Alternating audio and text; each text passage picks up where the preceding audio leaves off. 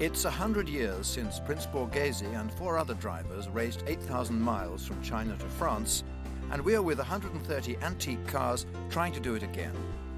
Their owners have paid £35,000 each to enter, and the race stops every night like the Tour de France.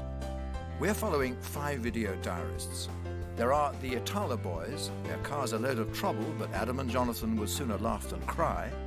The Geordie lads. Joe is a television chef and Bob has a pub. He bought the pub after being banned from it.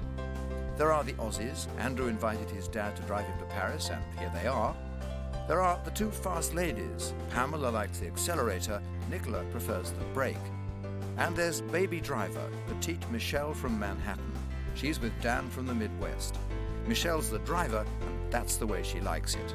And I'm Jack Pizzey, and I'm on the race, trying to understand what's going on.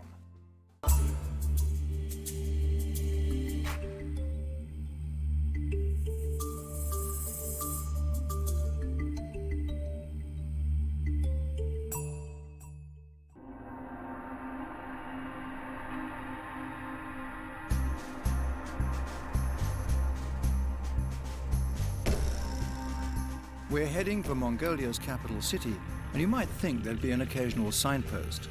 The Aussies could use one right now. Sometimes you have 3 or 4 tracks to choose from. Sometimes they just go back into one. Sometimes it's just bloody confusing.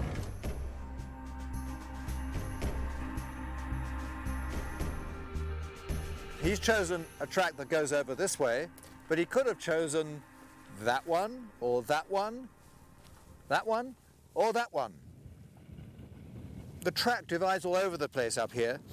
This is Outer Mongolia, and Outer Mongolia is a byword for wildness, remoteness, nothing organized. So how do they navigate across here? Prince Borghese and the Peking to Paris raiders, I think, must have used local guides. But we couldn't do it at all. You couldn't do this with a compass because there are no reference points. So how do you do it? The fact is, it wouldn't be possible to have a whole crowd of people coming through here like this without an invention that was made only a few years ago.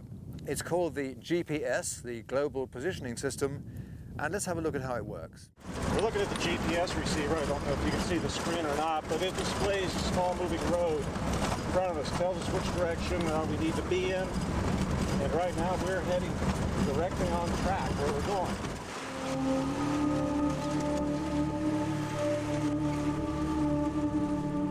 Most people are going well, but the Itala boys' car was paralyzed by a broken crankshaft yesterday.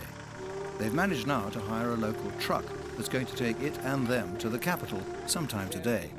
Okay, well here we are at the moment at the house of the man who has picked our car up and put it on the truck.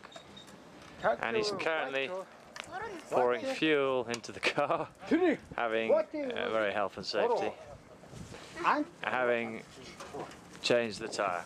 So we are now well on our way to Ulaanbaatar. 6.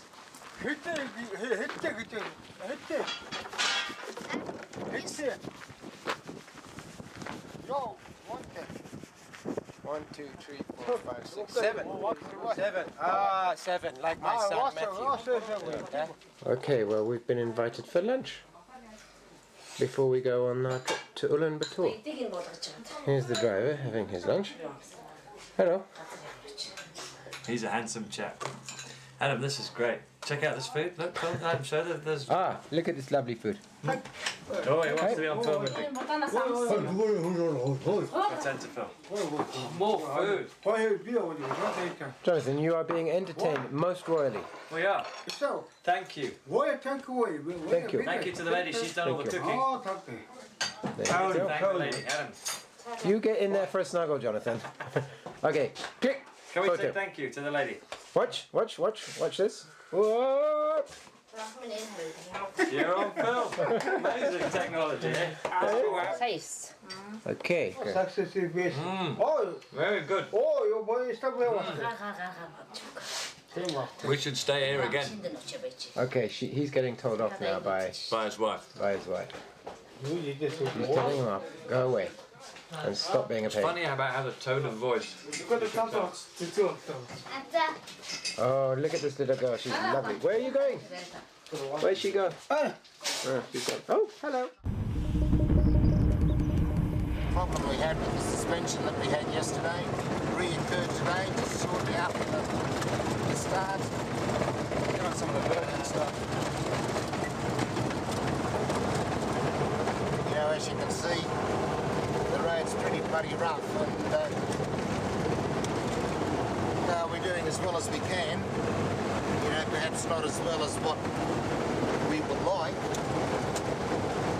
But we're still in it, and we're pretty confident that once we get to Ulaanbaatar, which is tonight's stop, and in about 350 kilometres, we'll have a rest. Tomorrow's a rest day, and we'll be feverishly working on the car. In the truck on the way to the capital, Jonathan's catching up on some sleep. We find out how they're doing when the driver stops for a break. So here we are in our very modern truck, probably built in 62, 63.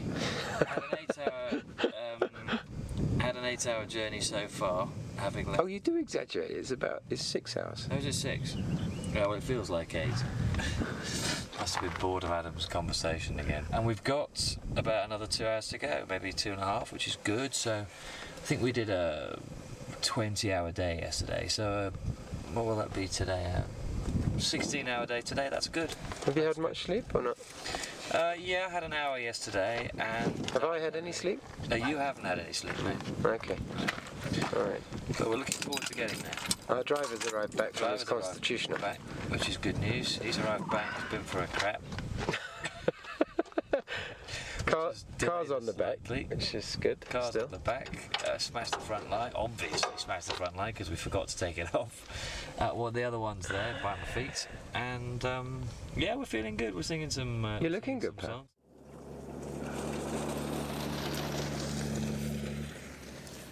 When you think about the fashion in our cities now for people to have four-wheel drives, off-road vehicles, SUVs, RUVs, just to take the kids to school, and you see what two-wheel drives can do, it really makes you wonder, doesn't it?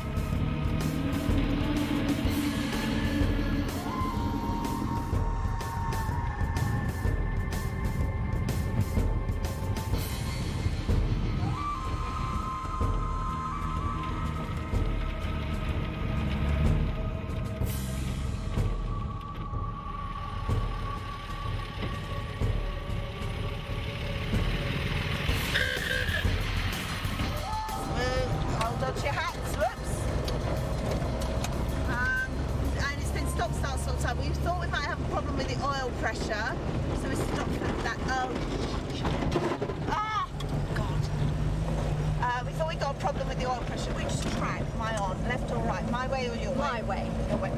Just to explain the comments about your way, my way, the car has a slight difficulty telling left and right, so we've worked out a system where she says my way for me to go right, and her way, my way, for me to go left.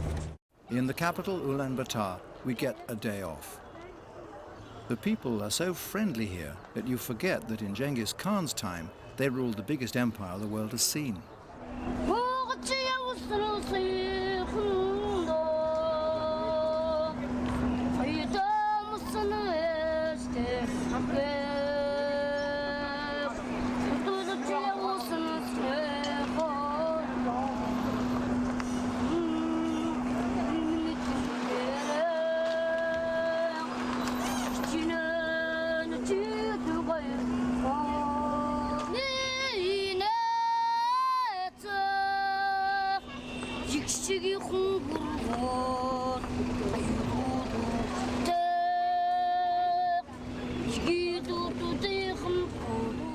The Itala boys have arrived in town. They're outside a garage. So we're going to unload the car now. There's complete mayhem in that garage. We're hoping we're going to get a bit of attention and find out what's wrong with this engine. Okay, there we are. We just come off the truck. And now we got to see if we can get into the garage and get some work done on this car. So the good news is the engine's got oil in it, so whatever's gone wrong, it's not because of the oil. Did it have enough oil in it? Yeah, it had loads of oil. We've already filled one of these buckets. Yeah, but how much should it have? We don't know. I'm not baking a cake. It turns out that this garage can't fix the old Itala, but a local rally driver, Mr. Batbong, is going to take them to another garage. How many days you have driven until today from Beijing? We have so far driven 6 days. 6 days. Okay. And we have hours per day driving. We're driving between, well actually, the other day we had a 20-hour day. Really? Yeah, we started at 8 and we finished at 4 in the morning. But we were being towed for 12 hours. 12 hours, okay. Normally we think between 10 and 16, 18 hours a day. hang on, Adam, there's a cute lady in a hat. Let's go ahead. Let's go. Oh, hang on, what about the lady in the hat? Get on the car, come on. Okay, Adam, we're being towed again. How do you feel about that? Well, that's fantastic because we're going to Mr. Batball's garage. Batman! No, Batball. And Batball. Mr. Batball is the brother-in-law of Metayuna, Ayuna for short. And she used to work with your friend, Adam Holsworth, who I went to school with 30 years ago. And you called him up and said, who do you know in Ulaanbaatar? And he said, Batayuna. And you called her and she said, I come with... Mechanic. Mechanic. And Mr. Batball turned up with his Land Cruiser and his son behind us, who's following us. They've rented a garage for us and bringing 2 mechanics. And we think that's pretty good. Next morning, the hotel car park looks like a scrapyard, and up in their room, the Aussies are reviewing the situation. It's been great. It's been great, this business of travelling along dirt roads takes a lot of toll on various cars, suspension, fuel problems, radiator problems, suspension problems, all sorts of. I said suspension problems. Yeah, God Almighty, Andrew, why don't you ever listen to your old man? I don't. You don't? Yeah, that's right. Michele's car, the little green and black Chevrolet Coupe, needs some work, but she has other plans. We have a day off, and you can see what most of the people are doing. They're working on their cars. However, what I am going to be doing is shopping for cashmere. So here we are in Ulaanbaatar, and we are at the State Department store. And as you can see, you want to do a little pan? Just pan the... As you can see, we are in the fur section, which is very exciting. So I'm trying on some hats. They seem mostly Russian to me, but I found this lovely Mongolian one, so I'm going to try this one on.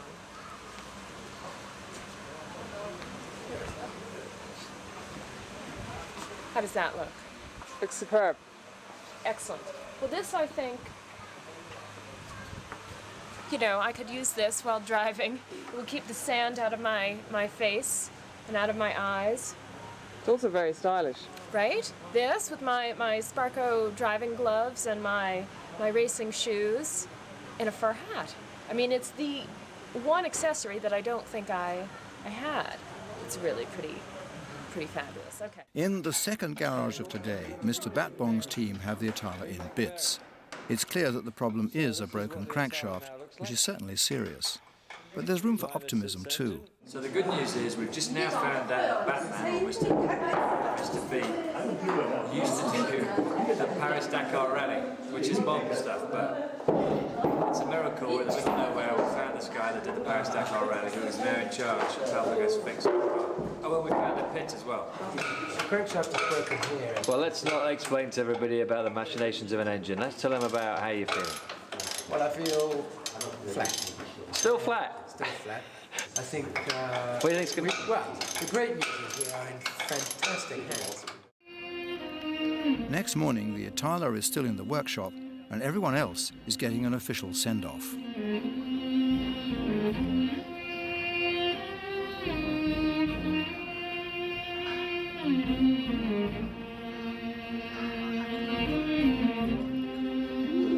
Don't think think he's feeling the best today.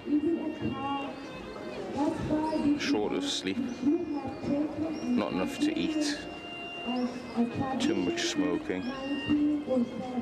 Anyway, we should rattle ourselves back into one piece today. Joe is on walkabout here. He's met a man whose race is over already. And he's on his way home. He's fallen out with his driver, so he can't take the abuse any longer. I think a lot of relationships have been severely strained between navigator and driver. I mean, it's just so tough. Everybody's tired, hasn't had enough to eat. Road conditions much more demanding than we expected, but we'll be okay. I'm asking people how it is that you can win a gold medal even if you don't win your class, and how you decipher the all-important route book. I'm not the only one in the dark here. I don't understand what's going on, and it's quite reassuring to see that you don't entirely understand what's going on. Right. Well, yeah. It's a matter of trying to follow directions. Yeah, all the directions are in the road book, and they give kilometers. Yeah. Sometimes it's a little difficult to read because the kilometers are a hair off, or something's not entirely where it is, so you have to kind of gauge it and just be really aware and make, quick decisions have to be made. And it's the easiest decision to say, follow the person in front of you.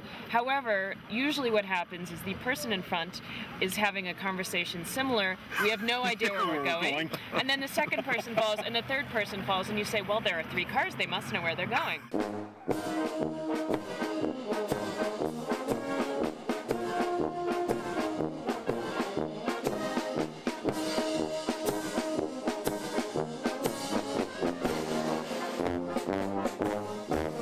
The rally director, Philip Young, seems to have appointed himself band director as well.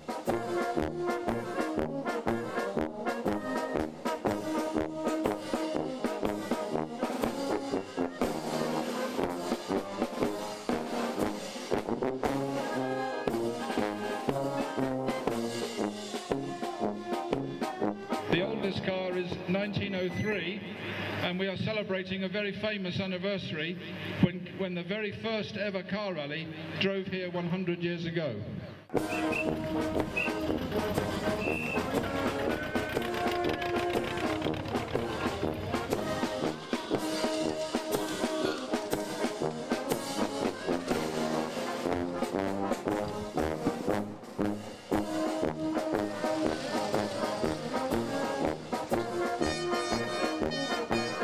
It's Lucky Yak's milk, guaranteed to give your car another 100 years of life.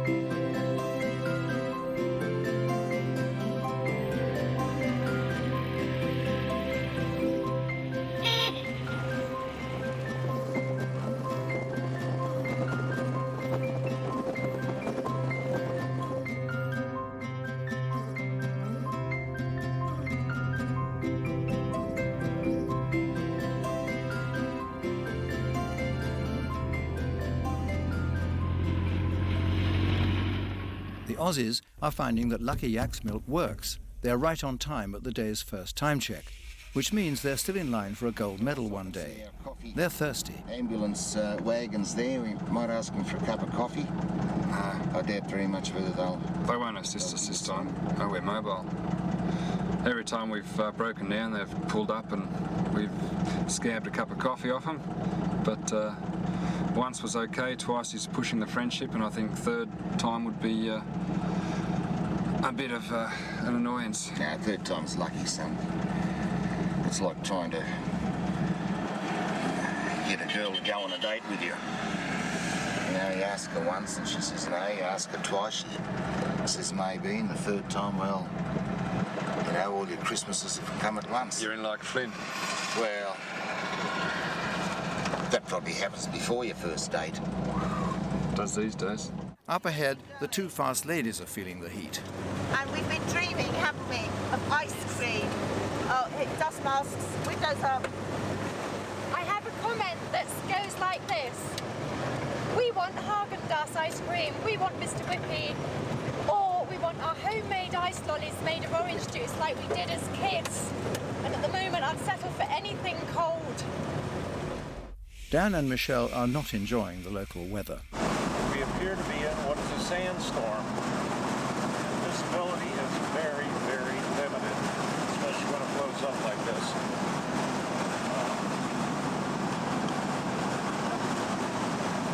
A couple of headlights on, they're not very bright, but they may help. Geez, this is incredible.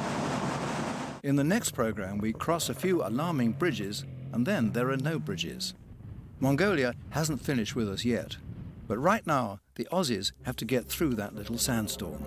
We're in the middle of a dust storm, as you can see, and to add insult to injury, it's also raining.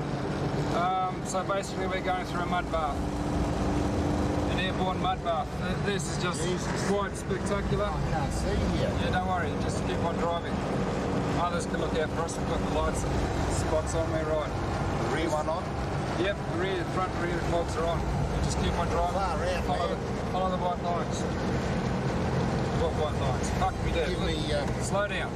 Just keep on heading. Keep on going. Give me wipers, Andrew. Wipers? Give me bloody wipers. Not on fucking dust. Well, I can't see. I've got mud. I can't see through mud. We'll be back.